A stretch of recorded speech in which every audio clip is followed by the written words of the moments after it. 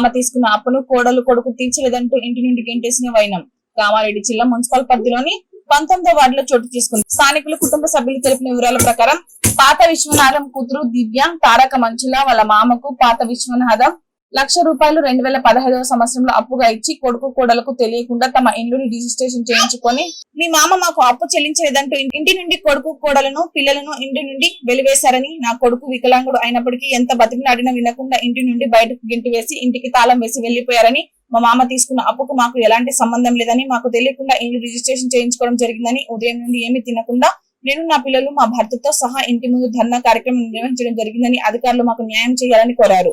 ఇప్పుడు సాలరా ఇల్లు కిరాయి కట్టుమని అంటే నేను 2 రోజులు అయినాక కడతాను ఒట్టి మాట ఇచ్చిన దానికి ఇంట్లోకి వస్తే దగడవుతుంది. మాకు మా అత్తమ్మకు సోక్ వచ్చి చనిపోయింది. ఆమె వచ్చినాడు తెల్లారే హార్ట్ అటాక్ వచ్చి చనిపోయింది మా అత్తమ్మ. ఇవాళ వచ్చి ధైర్యంగా వాళ్ళ తాత బయటకు నూకేసి మా కొడుకు వికలాంగుడు నా మొగుడు వికలాంగుడు మా పిల్ల ఆడిపిల్ల బయటకు తానం చేసేటప్పుడు కూడా బట్టలు వేసుకొని ఇస్తలేదానికి బయటకు నూకేసింది. మాకందరికి బయటకు నూకేసి బట్టలు పిట్టుకునేటప్పుడు కూడా బయటకు నూకేసి మా పిల్లానికి తిండి లేదు, ఠికానా లేదు, ఏది లేదు సార్. మేము అందరం చచ్చిపోతామని ఇది చేసుకుంటున్నాము. తాళం వేసుకొని పోయింది. ఎంత కాలం మొక్కినా కానీ ఇది చేస్తలేదు సార్. మీరందరు ఇది చేస్తున్నాం సార్. మేము మీ దండం పెడతాము. మా బతుకులు ఎట్లా కావాలి కలెక్టర్ గారికి అందరికి చెప్తున్నాము. కౌన్సిలర్ సార్కు అందరికీ చెప్తున్నాం. న్యాయంగా పోలీసు వాళ్ళకు ఇట్లా అందరికీ చెప్తున్నాం సార్. మీ కాలు మొక్తాం. మాకు ఎట్లా చేస్తారో ఇక మీకే చేయండి సార్. మా బతుకు వికలాంగులు నా కొడుకు బట్టలు లేకుండా రోడ్డు మీద పడేసింది సార్. మా పిల్లగానికి మా సార్కి ఏం తెలియదు సార్. ఇక మా పరిస్థితి ఏం చేయనో చేయండి. ఇక మేము సావాలన్నా బతకన్నా రోడ్డు మీద పడన్నా మాకు తిండి లేదు. ఇప్పుడు ఒక్కటైతుంది మాకు ఏం లేకుండా అయిపోతుంది సార్. మళ్ళీ మీరు ఏం చేస్తే అదే తింటాం సార్. మేము రామ్ సేటు వాళ్ళ బిడ్డ దివ్య టార్చర్ పెడుతుంది. ఇంటికి రాయి కట్టుమని జీతగాని దోలిస్తుంది. ఏదంటే అది ఇంట్లోకించి కళ్యాణకు గాని డైరెక్ట్ పోతున్నాడు. జీతగాడు అడకపోతున్నాడు. ఏం అడుగుతలేడు, చేసలేడు. జీతగాడు ఇంట్లోకి వస్తున్నాడు, చేస్తున్నాడు. మొన్న మా అత్తమ్మ 2 సార్లు గచ్చులో తానం చేస్తుంటే కూడా బరువు అతలనే ఉంది. మొత్తం చూసుకుంటా కూర్చుంటే కూడా ఇంటలేడాడు. జీత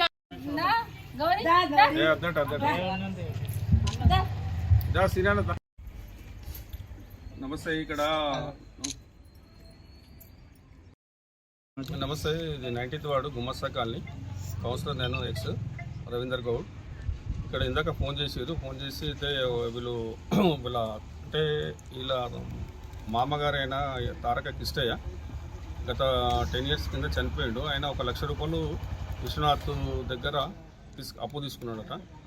ఆ అప్పు దానికి ఎంత అయిందో వడ్డీ తెలియదు. ఆయనతో సైన్ పెట్టారు. వీళ్ళ దగ్గర నుంచి ఏ సైన్ లేదు. మొన్న రీసెంట్లీ వీళ్ళ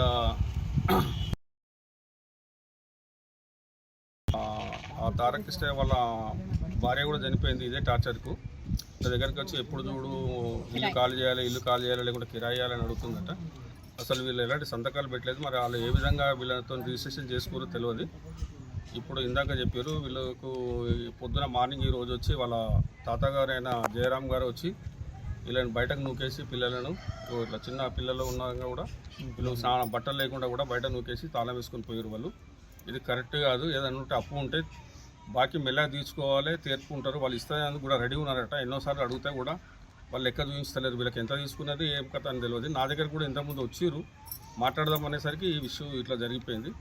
ఇందాక కూడా నేను ఆ అమ్మాయికి ఫోన్ చేసి అడిగితే కూడా రాంగ్ సమాధానం చెప్తుంది. కరెక్ట్ కాదు అది. దయచేసి ఇప్పుడే పోలీస్ స్టేషన్లో కూడా వెళ్ళి కంప్లైంట్ ఇచ్చేచ్చినాము. మరి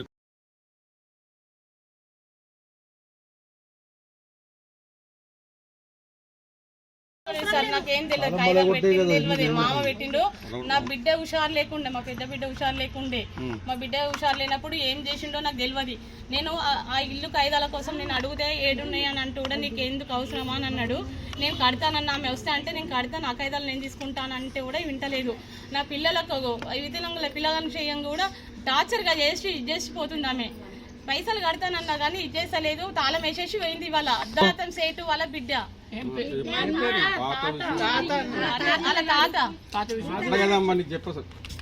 విశ్వనాథ్ పేరు చెప్పాలి, బిడ్డ పేరు చెప్పు, తాత పేరు చెప్పాలి. చెప్పండి.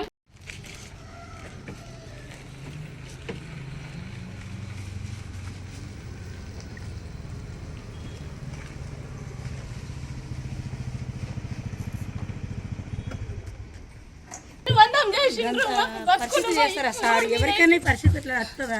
బట్టలే బట్టలే ఇవ్వకుండా మాకు తాళాలు ముసలమ్మ చచ్చిపోయిన నెల కాలేదు సార్. ఇది న్యాయం కాదు సార్. ఏ గరీబ్ వాళ్ళకైనా గరీబ్ వాళ్ళే. తెలుసా మా బతుకులు రోడ్డు మీద అవుతుంది. ఒకటే సార్. మా అత్తమ్మ ఒక్క మా అత్తమ్మ పోయినాక మా బిడ్డ 15 రోజులు అవుతుంది సార్. అలా అత్తమ్మ వచ్చి టెన్షన్ పెట్టుకోండి. 9 రోజులు పోయినాక షెడ్యూల్ మా అత్తమ్మ కూడా టార్చర్ ఇది న్యాయమా సార్? ఎంత న్యాయం సార్? ట్రైబల్గా చనిపోయింది. ముసలమ్మ అట్లా సార్ ఇంత వేదనకు రావద్దు. ఎందుకు సార్ మాకు ఇంత బాధ పెట్టడు? బాకీ ఇయ్యద్దు సార్. న్యాయం చేయండి సార్. మా బతుకులు రోడ్డు మీద అలా డబ్బులు ఇస్తుంటుంది కదా సార్. ఇయ్యంటే మీరు మళ్ళీ మాట్లాడాలి. ఒక్క నిమిషం ఇప్పుడు చెప్పు. మంజుల అన్న పేరు. నేను ఇంటికి వచ్చింది మొన్న కూడా వచ్చి తాళం వేయిస్తానన్నది. వద్దు మేడం వేయకండి, మీ కాలు మొక్తా, ఏదన్నా ఉంటే చూసుకుందాం 10 మందిలా అని చెప్పినా కానీ దొంగతలేదు. నిన్న వచ్చింది, నేను ఈడంగా చూసుకుంటా పోయినా కానీ నేను ఏం మూడాలేనామే నన్ను అటకాంచని ఆమెను ఎందుకు అటకాంచాలో నువ్వుకున్నా. ఇవాళ అలా తాత వచ్చి ఇంట్లోకించి లేస్తావా లేవవా, తాళం వేయన్నా, ఏం చేయాలి అని అన్నాడు. కాలు మొక్తా తాత అని అన్నా కానీ వింటలేదు. మా పిల్లలకు బట్టలు వేయనియకుంటే వేరేటోళ్ళ బట్టలు తీసుకొచ్చి వేసిన నేను. మా పిల్లల కోసం మా బతుకులు ఎట్లా కావాలి, ఏం కావాలని డబ్బులు ఇస్తానన్నా కానీ ఏం చేస్తలేదు తెలుసా. మా పిల్లలు వితులాంగులు, మా అత్తమ్మ వితులాంగులు తెలుసా. 2 కాళ్ళు లేవు, 5 ఏళ్ల సంది. ఆ టార్చర్కే చచ్చిపోయింది మా అత్తమ్మ తెలుసా.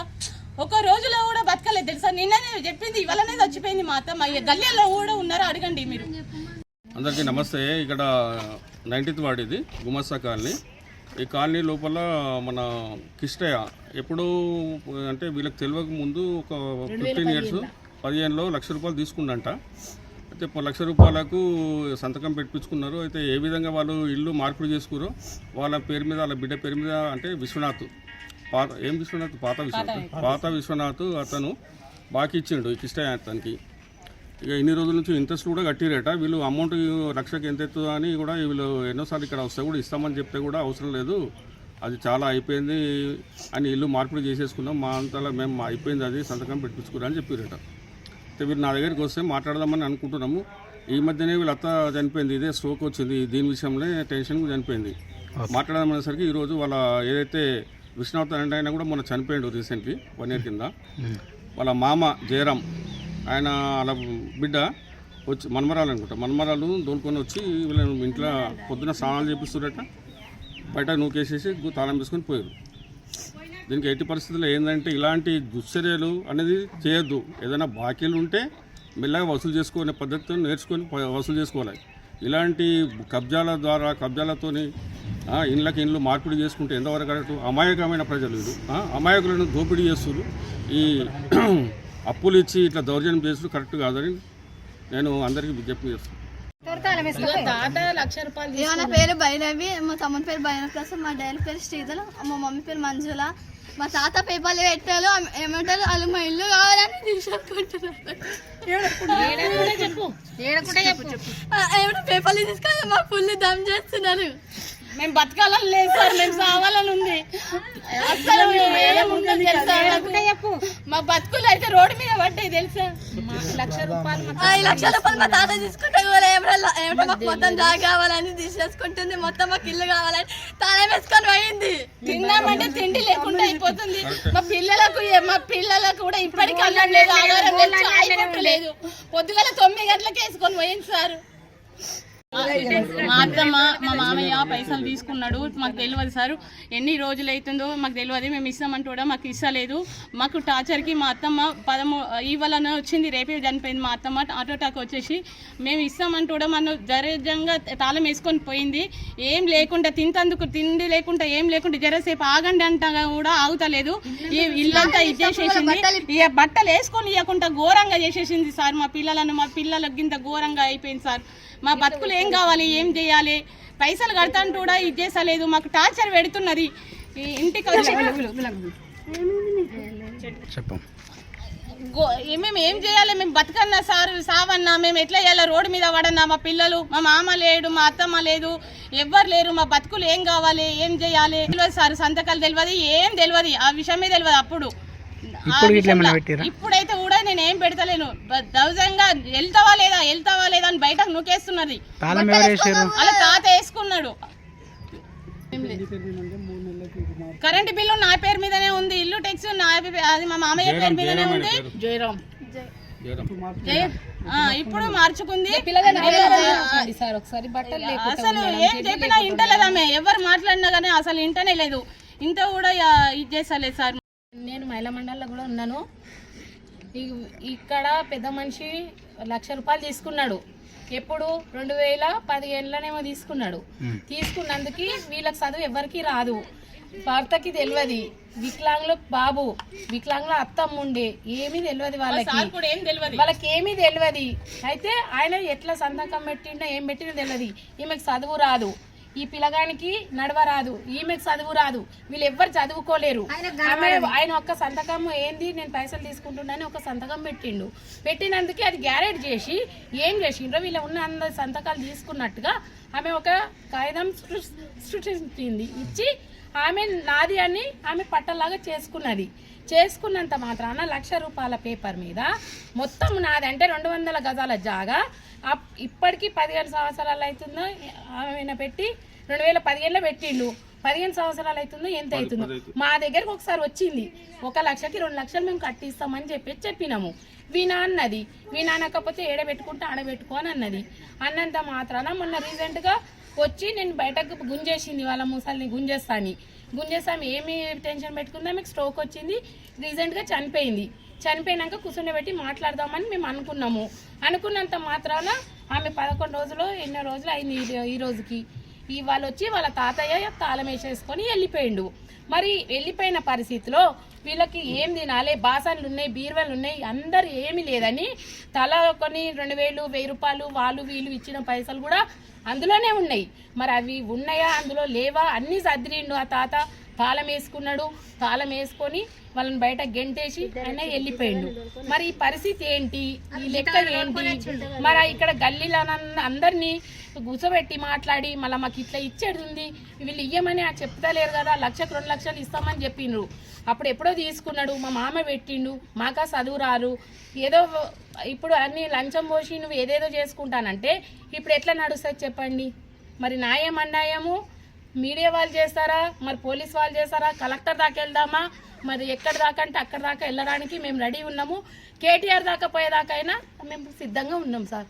కానీ మీడియా వాళ్ళందరూ మీరందరూ మాకు న్యాయం చేస్తారని మేము కోరుకుంటూ మీ ముందుకు వాళ్ళ తరపున నేను అడుగుతున్నాను అంతే.